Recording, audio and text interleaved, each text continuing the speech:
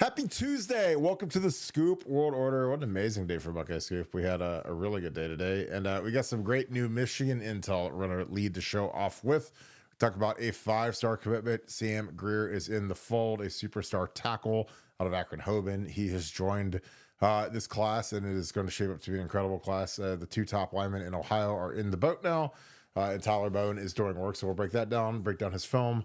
And I'll also take your questions as always. If you guys enjoy our content, please leave us a like, click subscribe, also click that little alert bell. Again, I appreciate all that you guys do to keep us growing this channel. Again, this has been an incredible run. And again, the people that are at the top of the food chain are taking notice of what we're breaking and the news that we've been making. And it's been one of those really good days. So we're gonna leave it at that.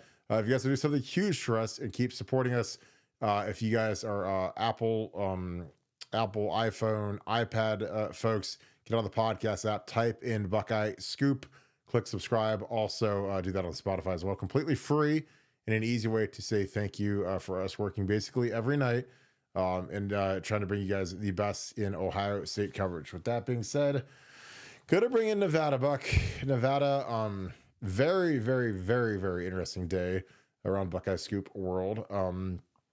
Some interesting phone calls happened today, but your thoughts on some of the latest going on with Michigan? Yeah, well, I'll just say you'd be amazed who's calling us for information on the Michigan scandal. If we told you, you probably wouldn't believe it. But anyway, yeah, our information's good, clearly. And let me tell you the latest. Now, for people that have been kind of following this scandal, we've talked about the Matt Weiss thing. And the Matt Weiss, I want to break it down so people kind of understand. So Matt Weiss, the quarterback coach, offensive coordinator at Michigan, had obviously been hacking into a system via ATS, American Trainer Service, or something like that.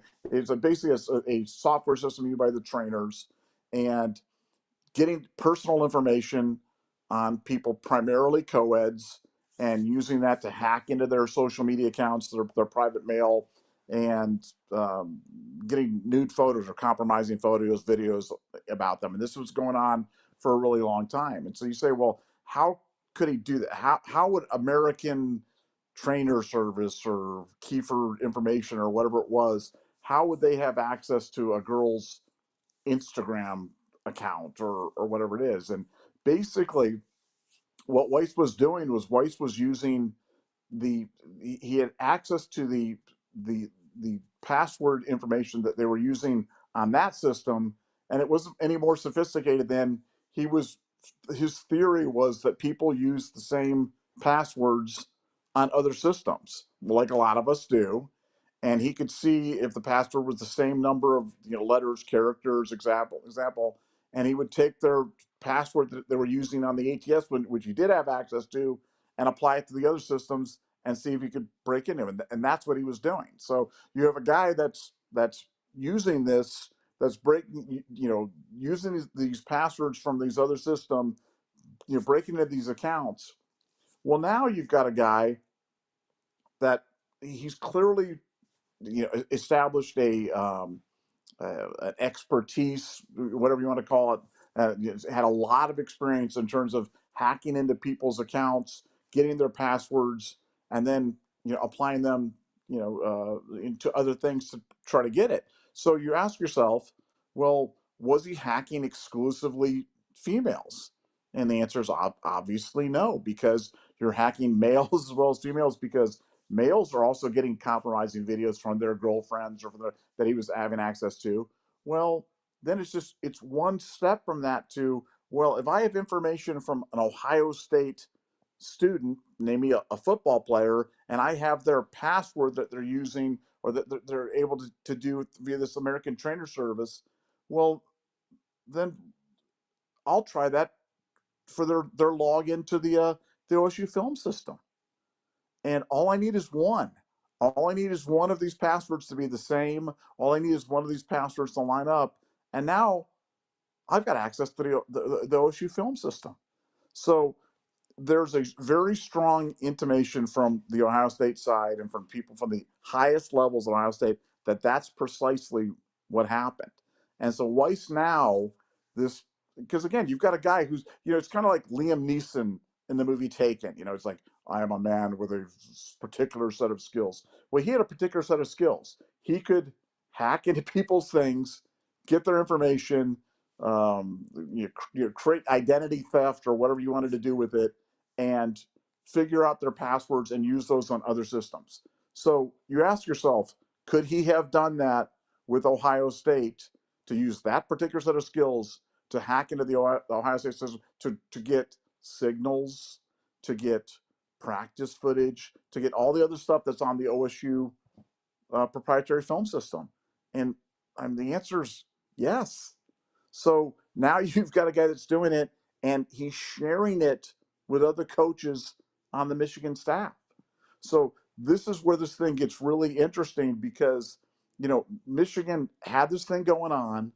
They had a current Michigan employee that was doing that. So this was indeed a hack. He had a password, but he had gotten the password through some other way. It wasn't like he was given the password or whatever it was. He certainly did not have access. He was not an authorized user of the system, and he was hacking the Ohio State film system, and he was sharing it with multiple other people on the staff.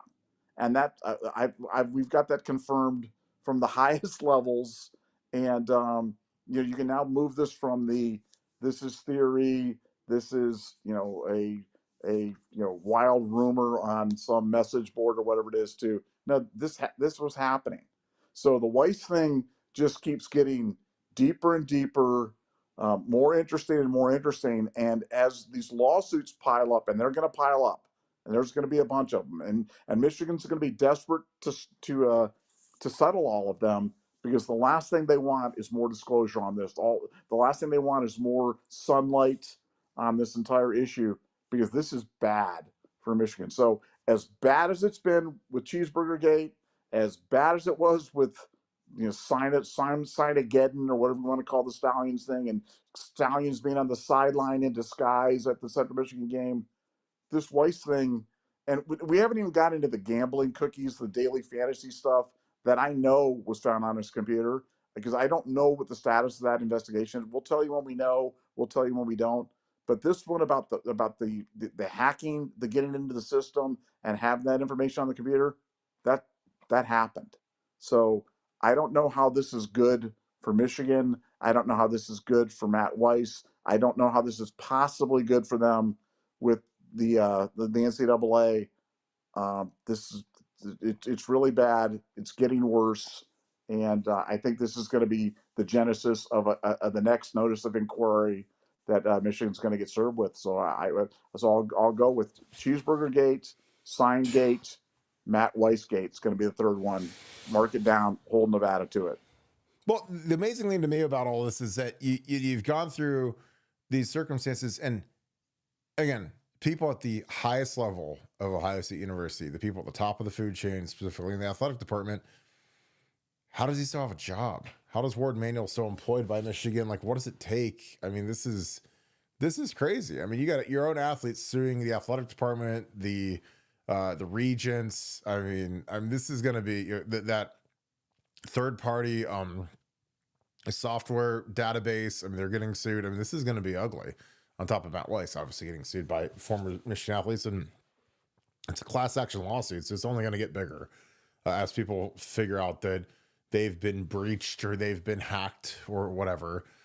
But yeah, I mean, people that are at the top of the food chain at Ohio State think that like this initially was something where, I mean, you get a huge competitive advantage by logging onto all these different film systems and gathering footage and copying and pasting it. Like, it's not hard to do.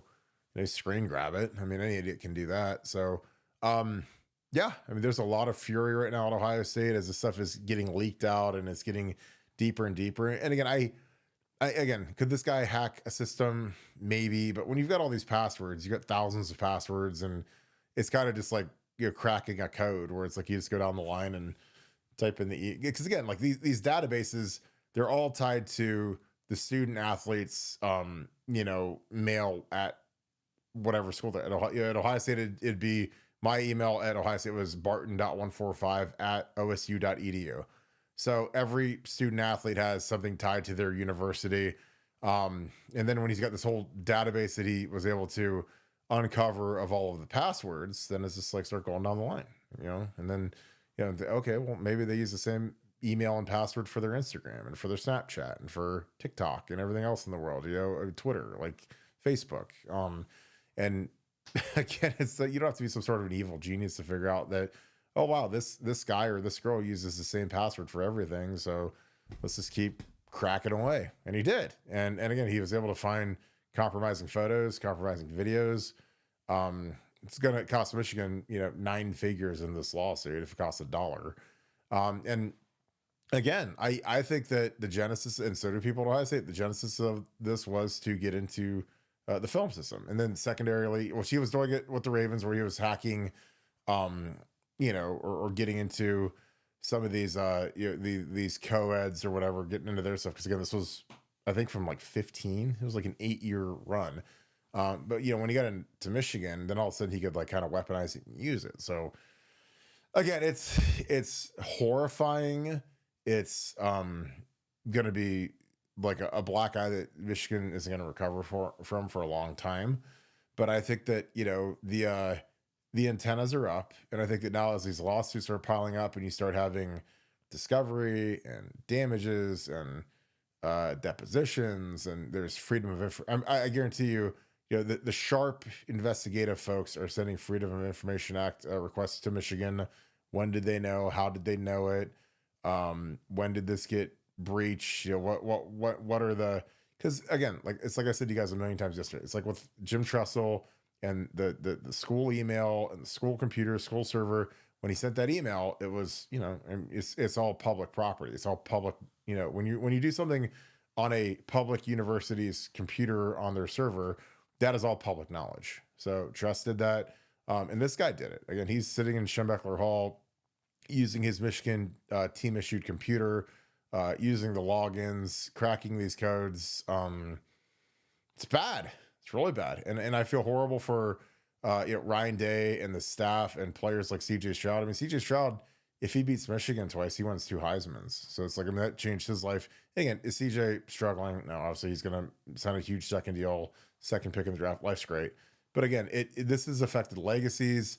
These guys have been forced to endure pain that they didn't deserve because the fix was in, the system was rigged.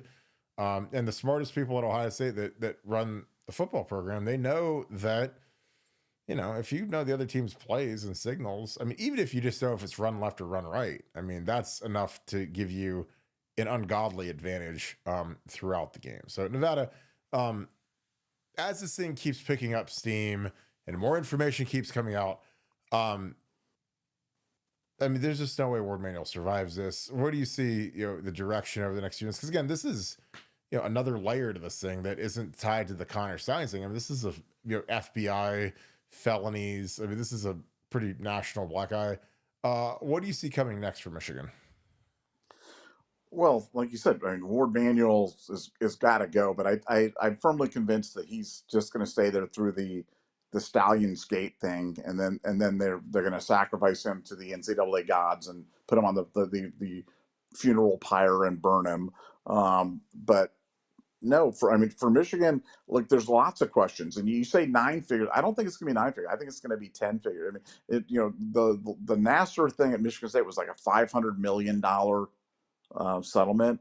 I mean, I think this one might be $1 billion. I mean, it's thousands of people. I mean, if you were a Michigan athlete at the time, man, you should be contact your lawyer because there's no doubt that this is going to. I think the timing on this is interesting too because these incursions happened on December 21st through 23rd when they detected these incursions, and then Weiss coaches in the game after that, and then they don't fire him till like January 20th or something like that. So I think that timeline is something that really probably hasn't gotten enough attention yet, for sure. And so that would be something in discovery that would be really interesting. It's like you said, what did they know and when did they know it? Because the timing on the whole thing just seems very odd.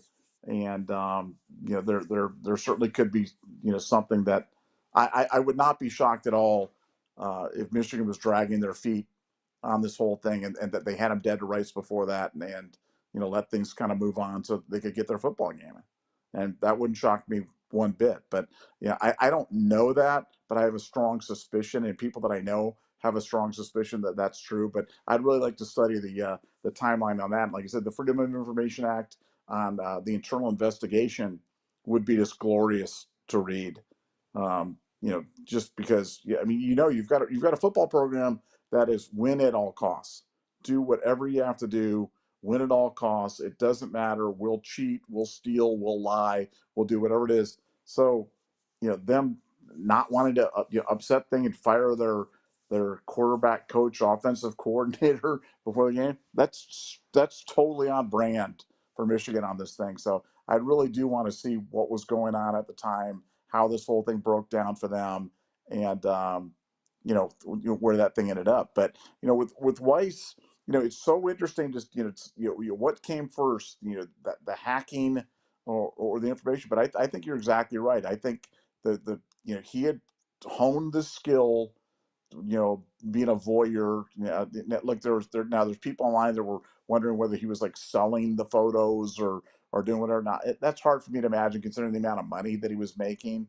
I think this was just his own personal kind of craziness. And when you consider the amount of free nudity that's available in the world, if anybody's interested in terms of doing it, why he has to go to these, why he has to completely ruin his life, his wife's life, his kids, I mean, all this stuff to do this. Clearly, he's a sick dude. Um, but he was clever enough to be able to get in it. He was clever enough to avoid, tipping off too many things, because this went on for 10 years. And, he hadn't obviously set off enough alarms about unauthorized access or, people, trying to hack into it, people doing it. So he clearly had refined his approach as he went this. And now all of a sudden he ends up in the Ohio State film system. That can't be that's just, I don't believe in coincidences. That can't be a coincidence. There has to be a nexus between these two things.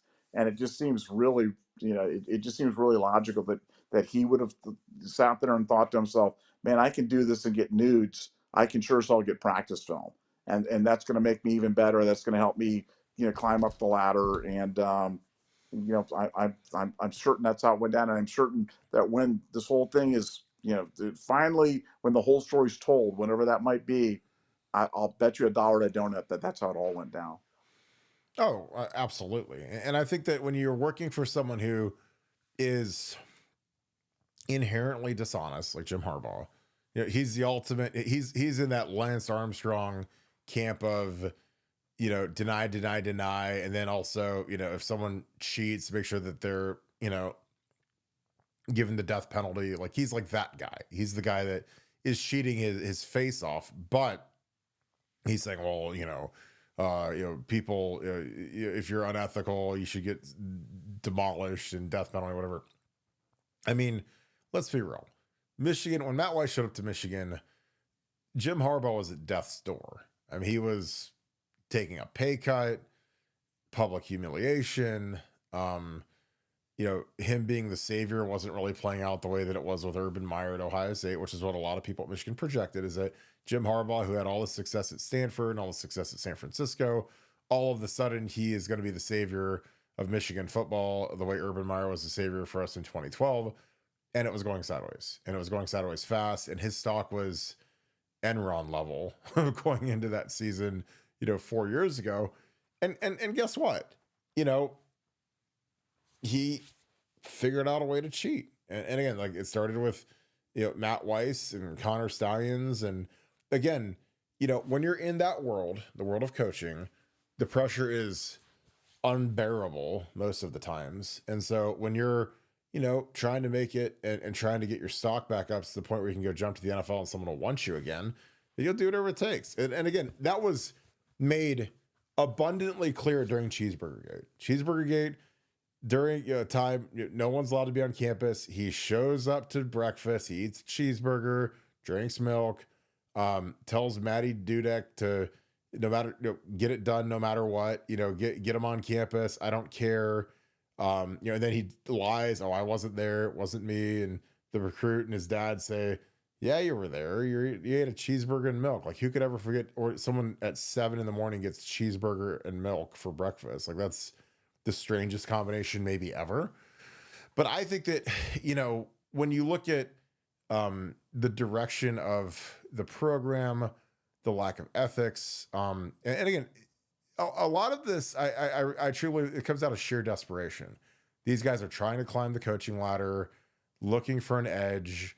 It's a hyper lucrative profession where you see coordinators making 3 million, you see head coaches making 15 million, ultra competitive. And when you don't have good players and you're not recruiting well, like, you got to figure out some sort of an edge to beat Ohio State, who's just absolutely dominated you throughout Urban Meyer's tenure, the beginning of Ryan Day's tenure. They dodged us and faked the COVID thing so they wouldn't get smashed by Ryan again in 2020. And then he's like, well, I've been hacking these systems and I might be able to hack into a film system. And he does. And then magically, like, a bunch of 3-star kids become really good. And magically, every, majestic play call that Ryan Day makes is stamped out, thwarted, because they knew what we were doing. And again, they studied the film, they studied the signals, they studied everything that was in the Ohio State film database. So it's very apparent. And again, Ohio State is they should be furious. And so is James Franklin, and so is Greg Schiano. And again, there's these little, cliques of coaches, except with Michigan. It's everybody against Michigan because these guys were doing it to everybody. And I've said this a million times. This costs coaches their jobs. It costs assistant coaches their jobs. It costs athletic directors their jobs. It's just, there's a lot of collateral damage that comes from doing something like this when you're unethical like Michigan is. So again, like, as this thing gets deeper and as they do depositions in this lawsuit, Michigan, I'm sure, is dying to settle it. It's not going to settle. It's going to be dark and deep, and it's going to drag on, and it's going to cost both sides millions of dollars. And I'm sure that, this law firm is working on a contingency and they're going to make a fortune doing this thing. But, yeah, I mean, like I said, you get that database full of passwords and you start cracking the code, typing in each one, and you find the guy that uses the same password for every login, and magically you're in the system, you're in the film system, you're in, so it's just not that hard to imagine or crack. Nevada, anything else to add to this? And we can get into a little bit of our newest Buckeye. Yeah, no, I like I said, I've always thought that this Michigan thing had, multiple layers, that there was more to it, and I'm just glad to see this stuff start to come out, because I think now people can see what we've been seeing for all these months and years, frankly, and why we felt that this was so serious. I called it the biggest cheating scandal in the history of college football time, and now I think people can see that, and you realize it's not hyperbole, it's not copium, it's what it is. I mean, this is multiple people, multiple staffs at Michigan over multiple years, just involved in just the most blatant cheating that you can imagine. And but the good news is the NCAA is on it. The NCAA is aware of it. NCAA is dealing with it. So that's all we can ask for. And I'm excited for the outcome, because the hammer is incoming for Michigan, and I'm excited about it. Well, and the other thing is, like, you've mentioned gambling cookies for, God, months now. I mean, almost probably close to a year now. And, we did multiple shows on the impact of, like, U.S. Integrity, which is, a company that is one of the most, they're the foremost authority on detecting irregularities in the gaming market, the gambling market, and their role in kind of tipping people off that something was going awry, that all of a sudden this action was coming in on Michigan that didn't make sense. And again, Vegas, think about Vegas and these gambling sites, is that those people do not like to lose money. So when all of a sudden there's some sort of irregular pattern going on, they can detect it in a heartbeat. And again, you've seen this with the proliferation of gambling apps and sports gambling being allowed in multiple states now, and the fact that you've got excuse me, like the Alabama coach, having somebody place some humongous bet in, like, Cincinnati, and then also the Alabama coach doesn't throw the ace, they throw the long relief guy. Like those guys are sharks, and those guys detected stuff. And again, I think the next frontier to this thing is the gambling cookies and the information. And it'll be interesting to see how much of that comes out over the next few weeks. Because again, we've been talking about the Weiss and the computer stuff for God, a year and a half now. And when it all went down and he was randomly fired on a random day in the beginning of a year, 2023, like people it just kind of like went away for a couple years. And then all of a sudden now it's like the volcano erupted yesterday, and yeah, it's bad. Well, Nevada, on to Ohio State, had another practice today, another nice physical padded practice. But got a little bit of good news. Our guy, or your guy, or everyone's guy, Tyler Bowen, the apple of Ohio State's fan base's eye, because we haven't played any games, so we've gotten 2 commits since he's been here. He got Sam Greer in the fold, who's a 6'8" tackle out of Akron Hoban, a kid that I think is a 5-star talent, humongous kid, very raw basketball player, big time athlete. He has humongous upside to play left tackle at Ohio State. What are your thoughts on Sam Greer, and what does it mean that Tyler Bowen has locked up the top 2 offensive linemen with him, along with Max Riley out of Avon Lake? What are your thoughts? Well, look, I mean, Tyler Bowen came in with a reputation that he could recruit, and he's done nothing that would indicate that he can't recruit. I mean, he's getting really good reviews from the agents, from the parents, from the players, from the recruits. Everybody talks about his energy, about his knowledge, about his enthusiasm, about his track record, and the fact that he's able to bring in, Max Riley and Sam Greer. Look, in any year that you get the top 2 guys out of Ohio, it's not easy. It's not like the old days where those guys were automatic commitments to Ohio State. I'm sure they were heavy leans. I'm sure they grew up, probably both of them wanted to be Buckeyes, but he closed the deal. And he's keeping us in the deal with Jackson Cantwell and with other guys out of state. I think he's going to be terrific. I love his energy. They had the little brief video on there of Sam Greer letting him know about the commitment, and it was just really nice. And as for Sam Greer, could not be more excited about him. I mean, he's the prototype. He's everything that you want. He's a guy that plays from a school that knows how to, those kids know how to block out of home, and he is a big, tough kid, moves around well. Like you said, you mentioned basketball player, so he's got good feet. And I love me some Ohio's offensive linemen.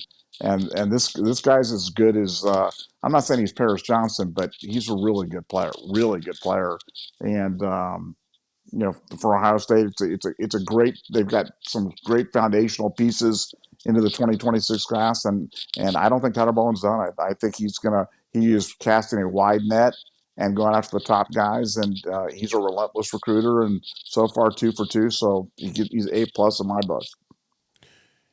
Yeah, I agree. I think that he's this kid's got a lot of upside. Again, I got his tape on here. If you guys are on YouTube, if you guys are listening to the audio version, click on YouTube. You can see some of his tape. He's big, strong kid, raw kid. He's a kid that I think you can help build the class around. Like, it's nice to have 2 cornerstone offensive linemen in the class to help recruit the other guys. And it's like I always told people, like when I was getting recruited, now granted I was a 3-star late offer type kid, so not in the same boat as Sam Greer, but when I got to campus and I was a freshman and I was putting in work and I was starting to kind of ascend as a player, when we would host kids, for the kids that were a year younger than me, like Kyle Mitchum and Ben Person, John Skinner, Steve Ring, like that class, I wanted to recruit the best. Jeff Byers was the number 1 player in the country. Talked to him all the time, tried to get him to come here. He stayed and went to SC. He was from Colorado. I think that you want to have as many good players around you as you can, because not only are they going to be easier to play with, like if you're playing tackle, it's your life's amazing if you have a good guard next to you. If you have a bad guard next to you, your life can be terrible. And I think that you want as many good guys around you as you can. Like, you don't want, there's always kind of like this fear for some players where they're like, wow, they already have a tackle, they already have a left tackle, they already have a right tackle, and it's like, you want as many good offensive linemen as you can get, period, point blank. And then you want to slide them into whatever schematic holes they fit in. Like when we recruited Steve Raring, he was 6'8", 340 pounds, humongous, tallest kid on the team.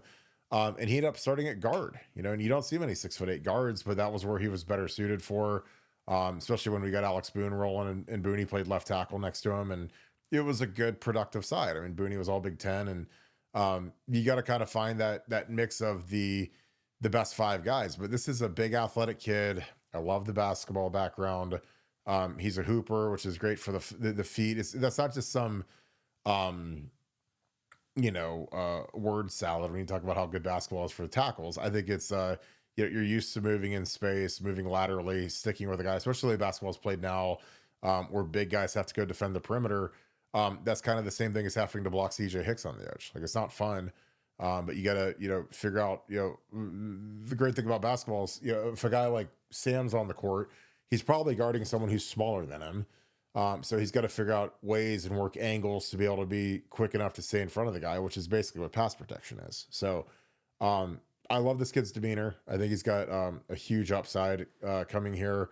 I think that obviously if I was any of these coaches, the first guy that I would talk about in the program is Mick. Like Mickey Brody is, what he does for offensive linemen in the program is ungodly. It's so important. Like, people, they talk about how good an offensive line coach is. And to me, like, the offensive line starts in the weight room. It starts with Mickey, gets their bodies right, gets them strong, gets them flexible, gets them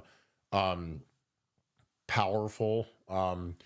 Again, I watched it. I watched the transformation that our line made with what he had them doing. And it's not just lifting weights. Like, anybody can lift weights, but the toughness that he instills, the conditioning, it all adds up. It makes it a lot easier to coach these guys when they're in ripper shape and they're tough as nails because of what they endure in the winter and the summer with Mick. So I think Sam will be a huge beneficiary to that.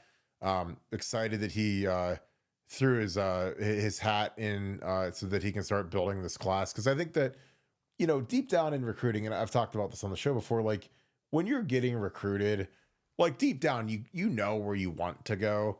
Now, the question is, has a school offered you, or is there some sort of peripheral reason as to why you would take 5 visits or go through the whole charade? I get, like, if it's like the Glenville kids for years would always take 5 visits just because they could bring their teammates along and get them some love from the coaching staff. And if Illinois offers somebody, and you want one of those kids to get offered, hey, I'll bring the 5-star as long as you offer this kid. And there's a lot of that kind of stuff that goes on. But like, I respect kids like Sam Greer and Max Riley, that they just jump in the boat. They know where they want to go. I think it's an enormous weight that's taking off your back when you get to commit, especially this early, because then there's no more thought process. You don't have to camp at 8 different places. You don't have to, and again, a kid like Sam doesn't have to camp anyways, because he's already got the offers that he wants. But now it's like, let's go build this class and make it as big and powerful and as strong as you can get. But I give Tyler Bowen a lot of credit. I think that something that Tyler and Justin Fry as well have to fight now is NIL, because tackles are worth their weight in gold, and the amount of money that kids get offered. David Sanders Jr. got offered by Tennessee. It's insane. So as much as it seems like a layup that a kid is from the state of Ohio, a kid's from Akron, a kid's from Avon, and he commits to Ohio State. Well, there's schools around the country that would offer, I would imagine, more than Ohio State. Ohio State, they're very, I think they're very shrewd. I think they do a great job with managing NIL, and paying guys based upon their performance at Ohio State, as opposed to it just being an open, hey, here's an open checkbook. But I think that, they do a great job of selling development. Again, if I had a kid that was, if Sam Greer was my kid, I'd say, look, you don't need the NIL money. If you put in the work, you'll be making $30 million a year anyways as a left tackle in the NFL. Again, I talked many times about Dan Moore, who played for the Steelers, who led the NFL in sacks allowed, was atrocious, got a 4-year, $84 million deal. So if you can develop and you go somewhere where they can, turn you into the monster that you can become, then that, $250,000 difference in NIL money isn't really going to mean anything. So again, I love that this kid's part of the family now. I think he's going to do a great job. Nevada, anything else to add before we dig into? We have a ton of super chats tonight. Well, no, just I mean, look, this is an exciting time. I love hearing from the guys. Love hearing some of the new names that are kind of coming up, and it was nice.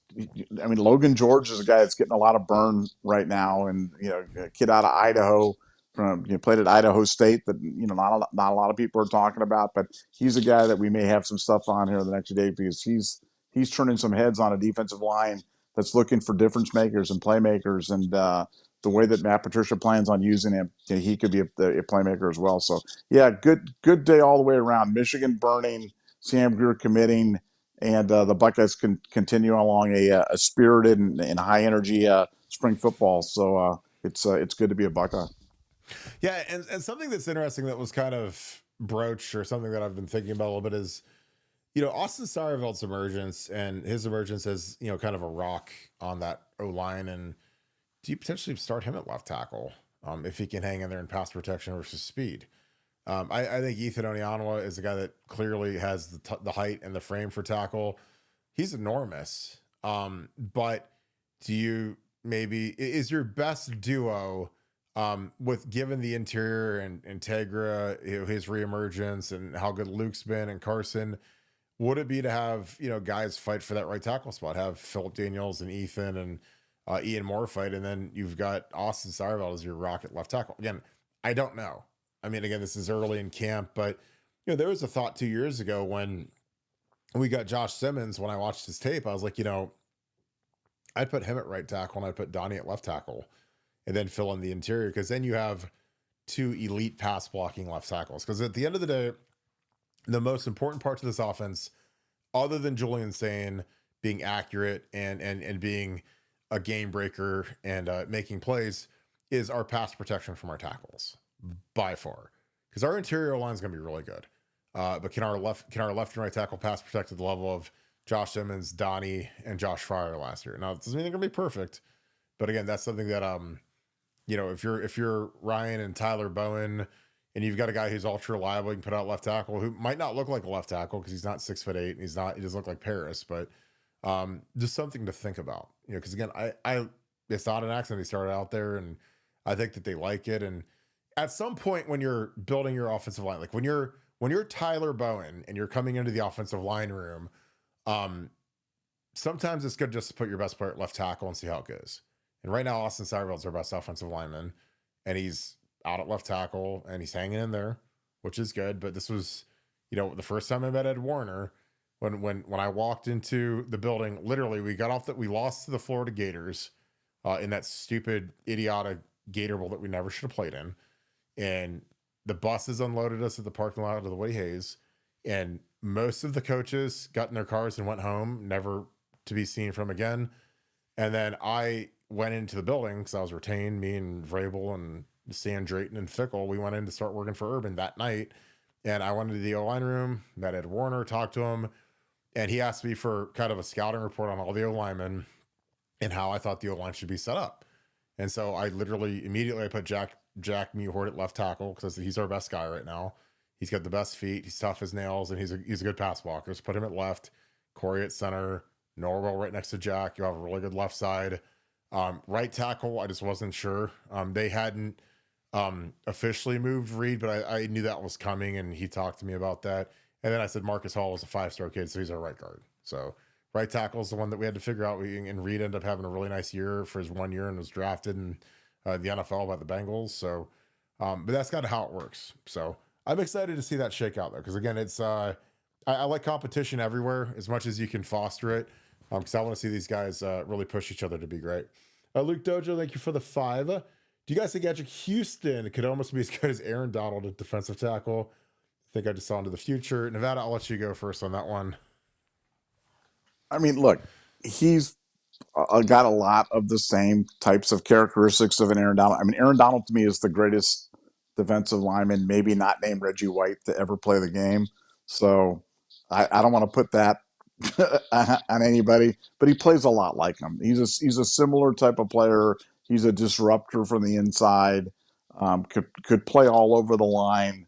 much like Aaron Donald does, explosive like Aaron Donald. But again, they don't make them like Aaron Donald.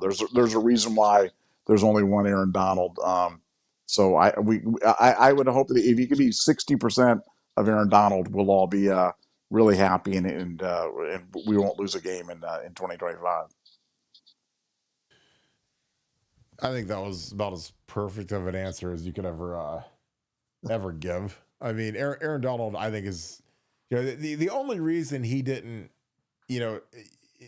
dramatically exceed Reggie is that he retired.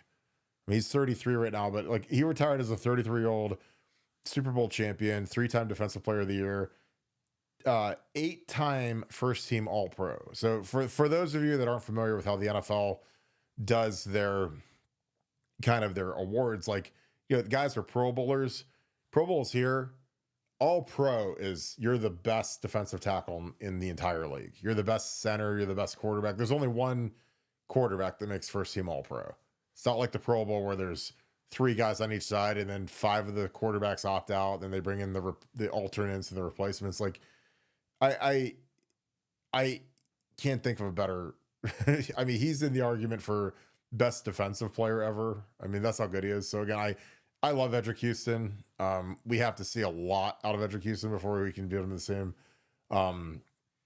the same breath as Aaron Donald, because Aaron Donald that dude was a problem, man. And he is every offensive interior player in the league that when they saw him retire at 32 was ecstatic, because if he would have played 3 more years and had 13 Pro Bowls, and because that's what I think Reggie had 13, and then he made first team All Pro 11 times. I mean, that's uncharted waters. It's so hard to do. So, but do I think Eddrick Houston could be a problem as a 3 technique? Yeah.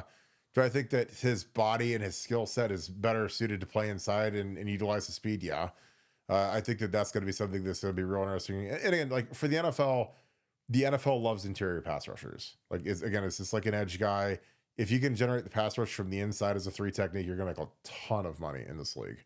And that's kind of where, do you want to be a slower run stopper, 3-4-ish type defensive end, or do you want to be like a hybrid up the field, rush the passer, 3 technique? And again, if you're talking money and you're talking NFL, talking draft status, like, he made the right decision, because he was going to outgrow being a defensive end at Ohio State.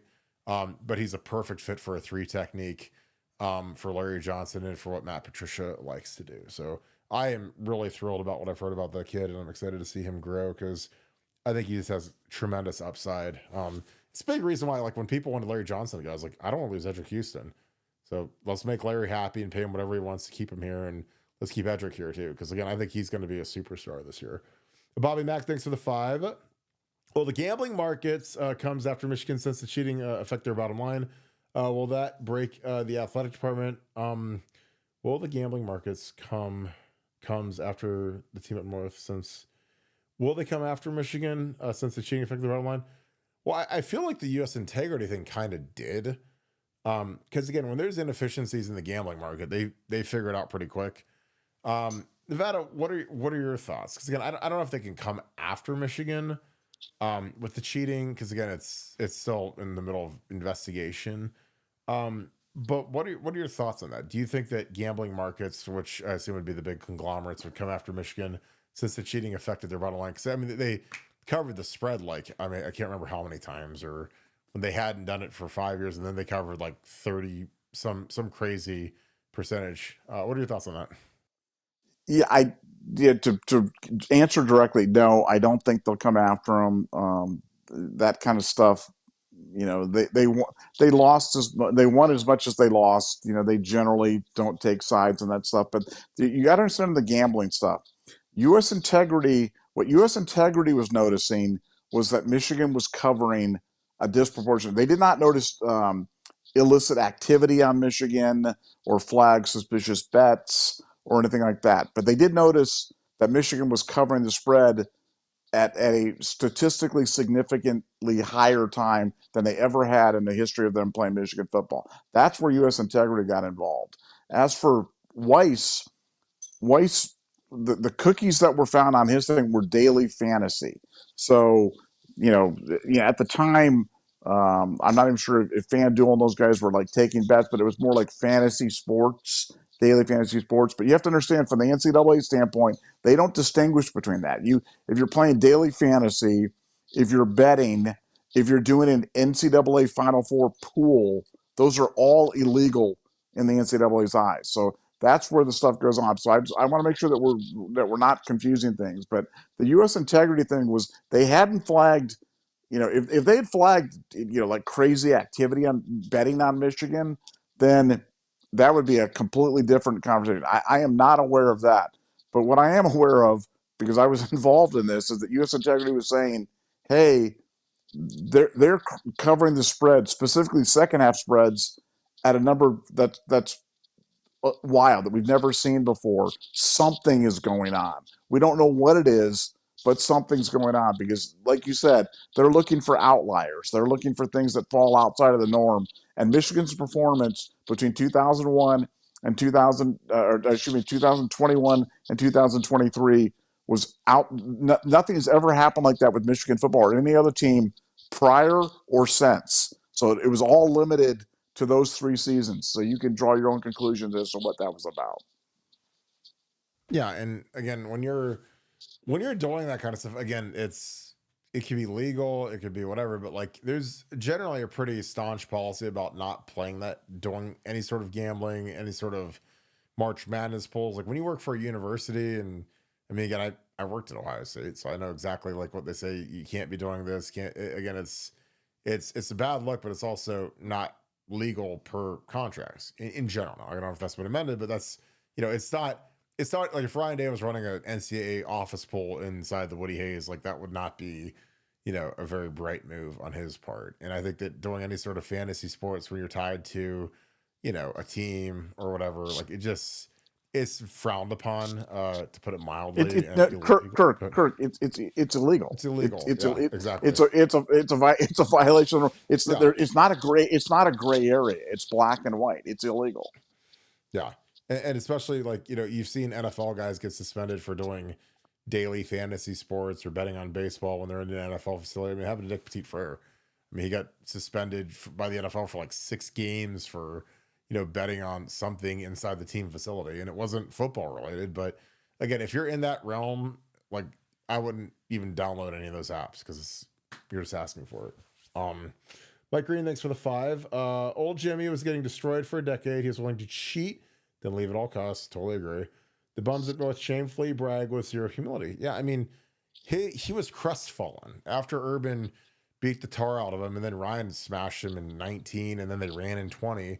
Like he had to do something because he wasn't on the NFL's radar anymore after how poorly he performed at Michigan. Nevada, your thoughts on that? Again, this is a great point. Mike Greene says old Jim is getting destroyed for a decade. He's willing to cheat then leave at all costs. The bums at North shamefully brag with your humility. Yeah, I don't understand those folks at this point, but it is what it is. What are your thoughts on that? Well, he said it. I mean, you can go back. There's a quote where he said, "We're going to beat Ohio State or die trying." I mean, he literally likened it to die, that they would die trying to beat Ohio State. And obviously, you can read that now, and the most generous reading of that is they're willing to do anything to beat Ohio State, anything, and that included cheating.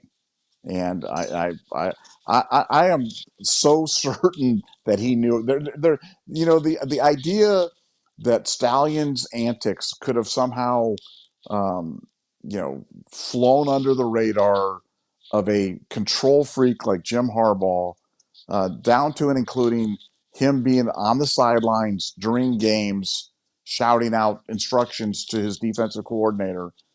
It doesn't happen, guys. It doesn't happen. You might as well believe in the Easter Bunny or something else like that. If you're somehow trying to make people believe that Jim Harbaugh wasn't aware of what was going on with Connor Stallions, it's silly. It's not a serious argument when you make it.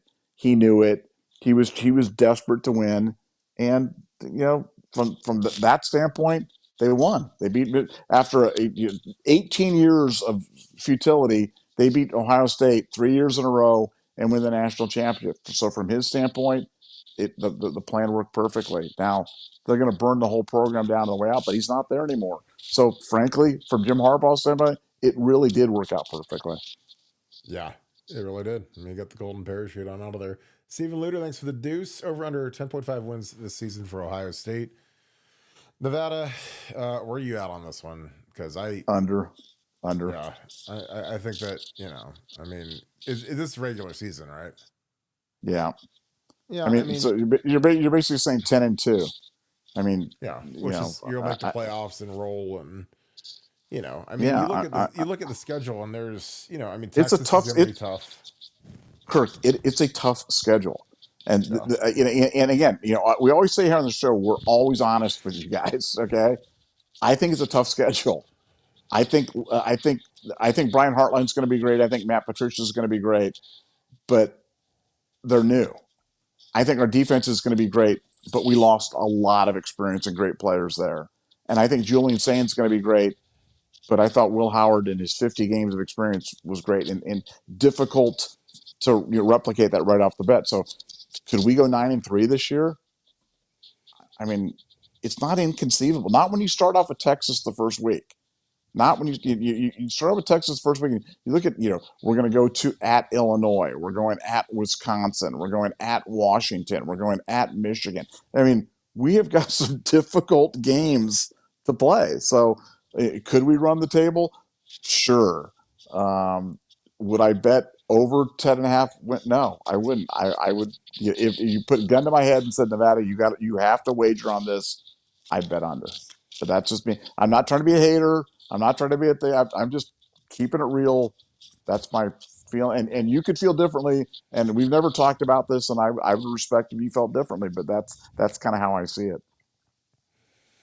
No, I mean, it's we had a team last year that I think was the best team in Ohio State history, and they lost 2 games in the regular season. So, and again, that was a very veteran team, a battle-hardened team, a team that had Chip Kelly as the play caller. And again, it's no offense to Brian Hartline, but Chip Kelly's maybe the best offensive mind in the history of college football. And he's in the conversation for me. But, there's going to be those games where there's some screw up, there's some mess up. There's, it's just, you got a young quarterback who's never started a game at Ohio State. I mean, again, you're not being a hater. You're just being realistic. This is it's not an easy job. And Brian Hartline has never called a play in his life, so he's got to go match wits versus some guys that are going to be, going after him. I mean, Chip Kelly has some, again, with Ryan in the Michigan game, whatever, it's like, it wasn't always perfect. And he's a guy that's been coaching for 40 years now.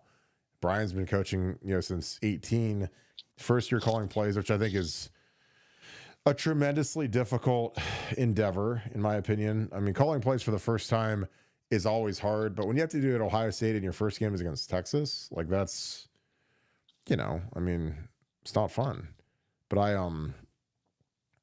I would go under just because, again, young quarterback, brand new offensive coordinator, defense loses a ton of talent. And again, does that mean anything? I mean, like I said, we were under last year. If you had said the same question for the 2024 season, everybody in the world would have bet the over, and we were actually under for the regular season because we lost twice. We lost to Michigan, lost to Oregon. So, I don't think it's being a hater. I think it's just part of the figuring out like where are we at. Again, the question of the entire ordeal is, how good is Brian Hartline going to be calling the plays, managing the running game?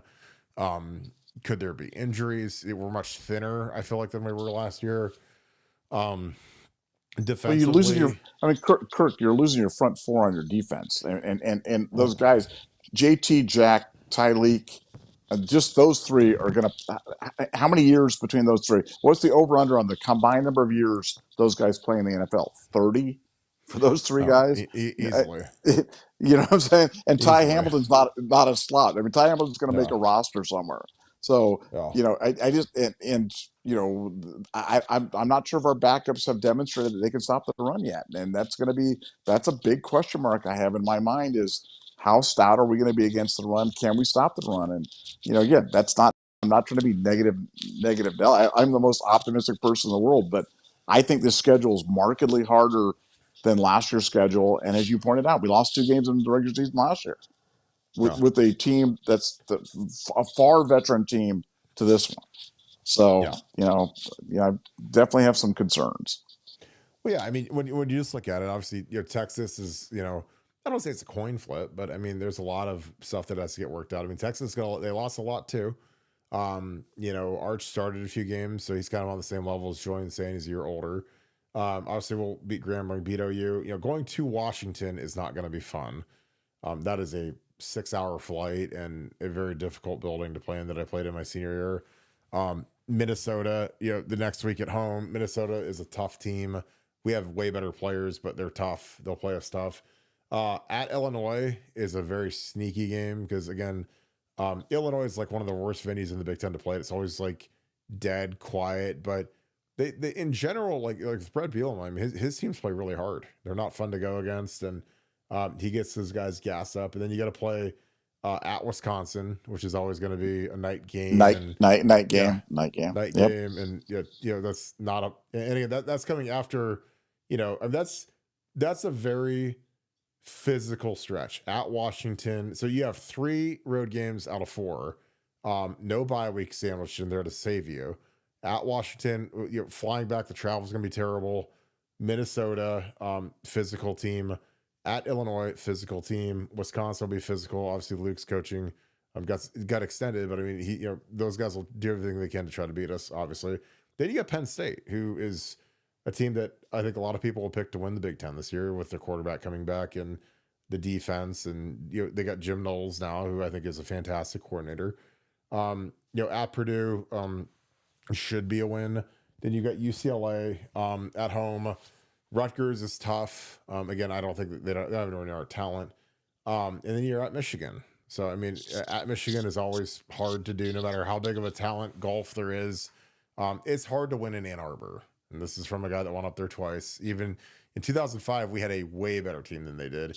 And we needed a miracle. We needed Troy Smith to save us and not make us look like total jamokes going up there and losing when we were huge favorites. So, yeah, I mean, again, we don't want that, but I mean, Penn State that's a real one. Texas is a real one.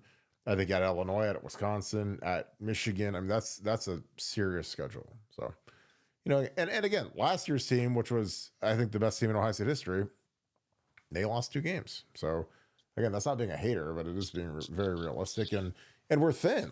Because you mentioned Kenyatta and Caden Curry and that front line of D linemen, but we have very little depth behind those guys, which for Ryan Day and LJ and Patricia, that's terrifying.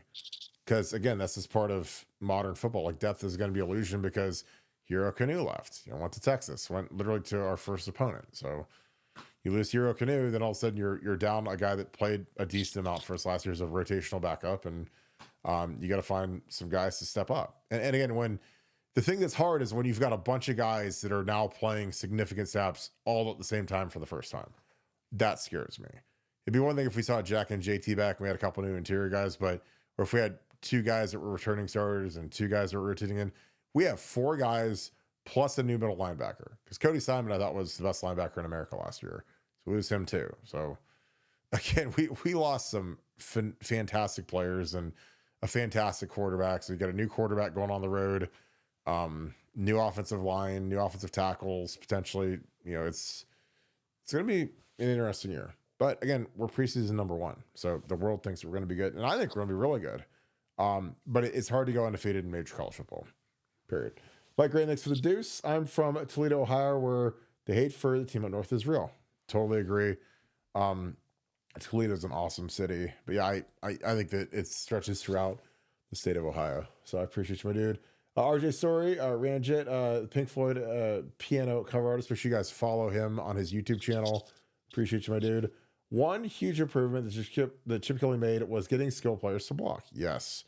Will the Buckeyes be able to keep that up with Chip being gone? It's up to Brian Hartline. I mean, Brian Hartline was the guy that got chastised by Chip because the guys weren't giving effort blocking. And then magically, like we ran the ball much more efficiently with the combination of Will Howard's ability to run, along with our perimeter guys actually carrying and blocking, made our running game 10 times what it had been. Because again, if you want explosive runs, you have to take out the safeties. Got to take them out. You can't let those guys just be running down Smoke and Trey and Quinshawn. You got to get those guys to go block those guys. And they did, which again, that was from Chip Kelly. Because again, Chip ripped Brian in a practice, said, hey, you want Trey and Quinshawn to block in pass protection for your guys, but your guys don't want to block for our guys. And then I think the light bulb kind of went off, which is good because again, I was so sick of watching our receivers block, especially Marvin's last year. Cause I think a lot of it stemmed from Marvin just not wanting to get hurt. So he wouldn't lay a fingernail on anybody. Didn't want to break a nail, didn't want to hit him with his Louis Vuitton purse, whatever. And again, Marvin Harrison's a fantastic player, top 5 player, not being a hater, but when your best player doesn't block, all of the guys underneath him say, well, Marvin doesn't do it, so why should I? And he's going to be sent to millionaire, and he's going to sign for $50 million a year on his second contract. So why should I block? And maybe you don't have to block. Again, I watched Justin Jefferson, a lot of these guys in the league, they don't block either. But when you're in college, man, like you better go block for these guys. And we did. And magically, our running game became a million times better. So Nevada, what are your thoughts? Again, RJ, appreciate you. He says one of the huge improvements that Chip Kelly made was getting skill players to block. Will the Buckeyes be able to keep that up with Chip gone? What are your thoughts? Yeah, I think so. I mean, I think Brian saw how important it was and how effective it was and why it mattered. And now he's the offensive coordinator. He's in charge of the entire offense. So he's got a vested interest in doing it. So if anything, I think they'll be even more enthusiastic about doing it because he's not only handling the offense, but he's coaching those wide receivers. I'm sure it's going to be a point of emphasis for him. So I would expect that excellence to continue. Yeah, I think that it's just it's a cheat code when you get your skill guys to block and care about each other, because it really just comes down to, do you really care about your guys or not? Do you care about the team or not? Is what it is. Mike Green, thanks for the deuce. JJ's blitz percentage dropped after signings got canned. Probably, yeah, because he probably wasn't able to know that the exact blitz that was coming every time like he did with Connor. So magically, he probably wasn't as efficient at beating the blitz when he didn't know it was coming, which, again, that's part of the reason why that was so overpowered and why it was so terrible for what they did. Ian Bates, thanks for the deuce. The 22 Michigan game was the most stunned I've ever been as a fan. Yeah, I mean, really, all 3 of these Michigan games are as stunned as I've ever been as a fan, in my opinion.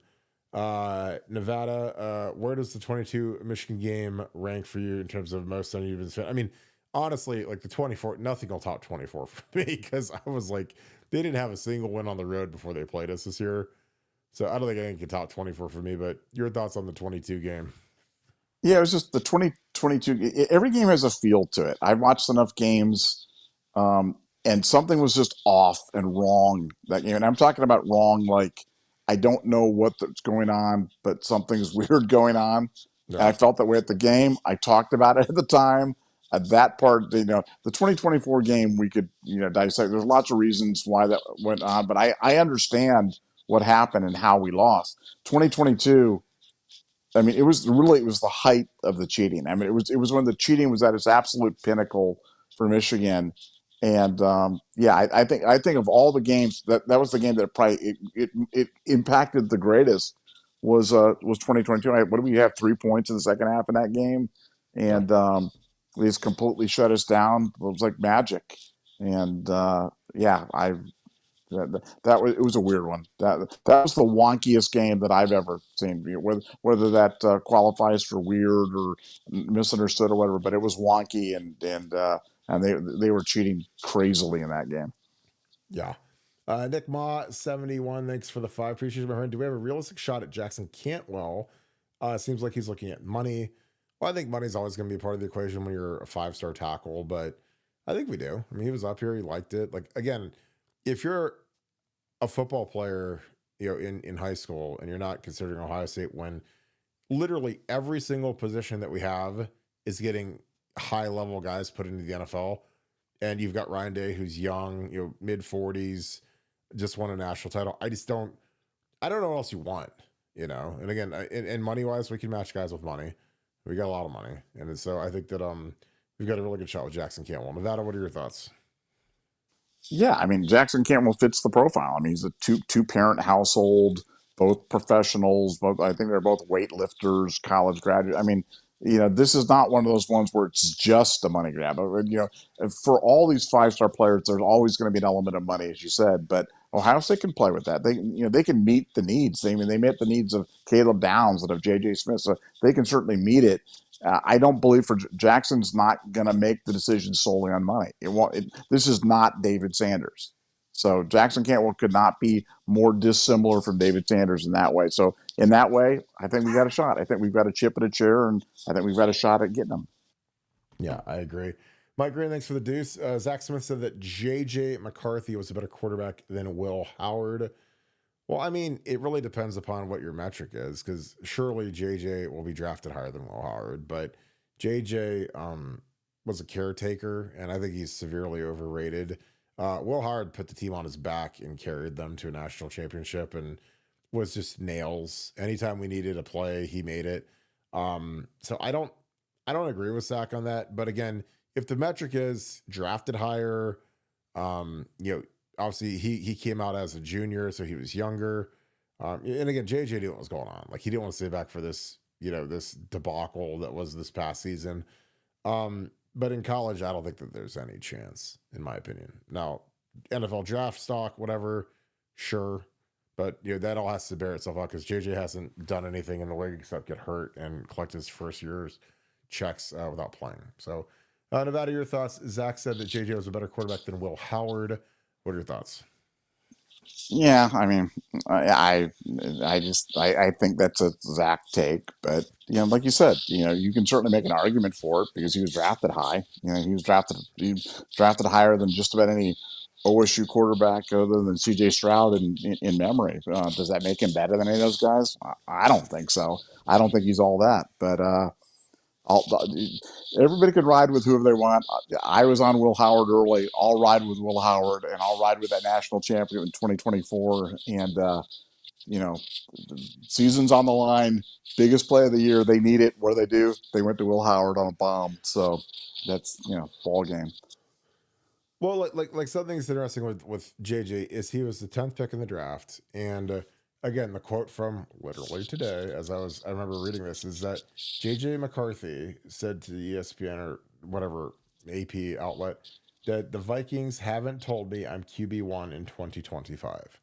So you're telling me Sam Darnold flew the coop, and you took this kid with the 10th pick in the draft, and you haven't thrown everything, all the support behind him, all of the Kevin O'Connell, who was the NFL Coach of the Year and is one of the best quarterback coaches. He was a draft. He's actually in my draft class, but he was one of the best developers of quarterbacks and really a genius level guy, superstar in the making in the coaching profession.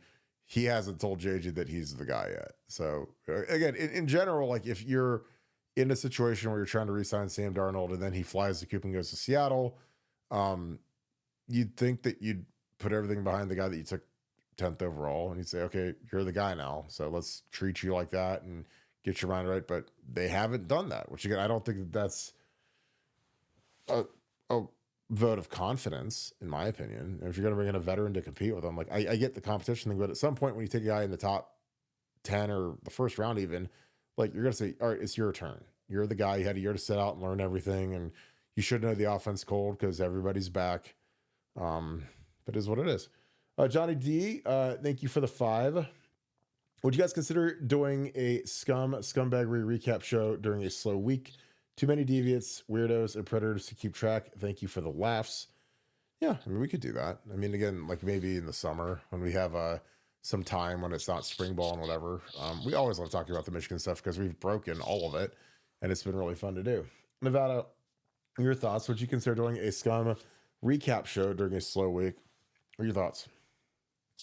Well, I think there's going to be enough new Michigan stuff that's coming out that there's not going to be any need for recap. It's just going to be constantly information coming, death by 10,000 cuts for Michigan because they're not done. We are, as I said last night, it's not the beginning of the end. It's the beginning of the beginning for Michigan scandals. And I think this thing's going to be going on for years. I think this Weiss thing has got about 18 different levels to it. I think we haven't even touched on the Quorum um, Stallions LLC, debacle. I mean, there's just so many elements to this thing, and when Michigan has their national championship not recognized and ultimately vacated, that's going to be a glorious day. That'll be the best day in the history of Buckeye Scoop, and we can just dunk on all those Michigan fans and tell them we told you it was going to happen. And it's going to happen.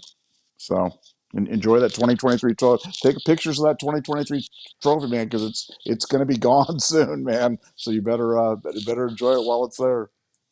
Yeah, I agree. All right, Nevada, let's wrap this thing up. Any final thoughts for the day? No, I mean, what a day. What what a freaking day. And you know what I'm talking about. What a crazy, crazy day. Yeah. Buckeye Scoop's getting massive respect. We appreciate it. We salute you for reaching out, and we're always here for you. And much love to our Ohio State fan base, and great day Sam Greer committing as well. So lots of great things happening, and we'll get after more tomorrow. Yep, great day for the Ohio State football program. We appreciate you guys. All right, with that being said, thank you so much, Scoop family. Appreciate you guys being a big part of our show. If you guys enjoy our content, please leave us a like, click subscribe, also click that little alert bell. Again, this has been an incredible run, and today was one of the best days in Scoop history. So appreciate you guys. And thank you to all the Ohio State folks that love this show. With that being said, if you guys want to help us out in a huge way, please give us a follow on Apple Podcasts along with Spotify. Super easy to do and an easy way to help us out. As always, shout out where you guys are watching from. Shout out who you guys are watching with. Shout out to my Southern Ohio boys. Love you guys to death. You guys are always holding it down for us, so I appreciate you guys. So with that being said, thank you so much, Buckeye Nation. Thank you, Scoop family. We'll talk to you guys tomorrow. Hope you guys have a great rest of your night. Go Bucks.